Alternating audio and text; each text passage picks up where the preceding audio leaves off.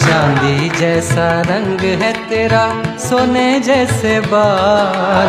চাঁদির মতো রংটা তোমার, সোনার মতো চুল।